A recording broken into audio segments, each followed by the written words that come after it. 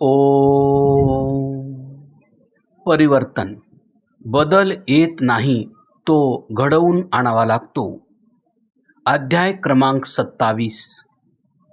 पशुसुरक्षा आणि पशुगणना आरंभ करविणारे महर्षी दयानंद सरस्वती. महर्षी दयानंद देश, समाज व मनुष्य मात्राचे हित इच्छित होते आणि त्यांची दृष्टी समग्र होती. सर्व विषय हित अहित पाहून मोकळेपणाने प्रस्तुत करत असत. ते भारतामध्ये आर्थिक चिंतनासंबंधी खूप दुःखी होते. ते राज्ये रजवाडे यांच्या उन्नतीसाठी सदैव प्रयत्नशील राहत असत. ते अत्यंत दूरदर्शी होते. ते राज्यामध्ये निरंतर घटणाऱ्या पशूंच्या संख्येमुळे देखील दुःखी होते. ते पशूंना राज्याच्या उन्नतीचे मूळ मानत असत. पशूंची चोरी मांस इत्यादीसाठी होत होती, ज्यामुळे राज्यात पशुधन कमी होत होते. स्वामीजी या बाबीमुळे चिंतित होते आणि त्यांनी राजांच्या समोर पहिल्यांदा पशूंच्या संख्येची मोजणी करविण्याची बाब मांडली आणि केवळ एकदाच नव्हे तर वर्षात 2 वेळा. त्यावेळेपर्यंत अशी कोणतीही मोजणी होत नसे.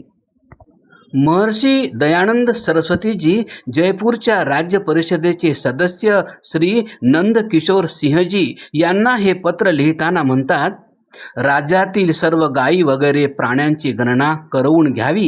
प्रत्येक पशु जो नवीन जन्मेल किंवा मरेल त्याची सूचना या कामासाठी नियुक्त कर्मचाऱ्याकडे पाठवली जावी. ही गणना दर 6-7 महिन्यांनी व्हावयास पाहिजे. याचे कारण हे देखील आहे की रात्री हे अशक्य नाही की पशु चोरले जातील. तोपर्यंत राज्यामध्ये पशुगणना होत नव्हती. बंधूंनो, हा विचार सर्वप्रथम होता, अगदी नवीन होता. त्यांनी तेव्हा याची गरज जाणली होती. पुढे चालून सरकारांना याची गरज जाणवली. आपण वाचकांना हे जाणून नवल वाटेल की महर्षींनी लिहिल्यानंतर सुमारे 40 वर्षानंतर 1920 मध्ये भारतात पशुगणना सुरू झाली आणि ती निरंतर चालू आहे.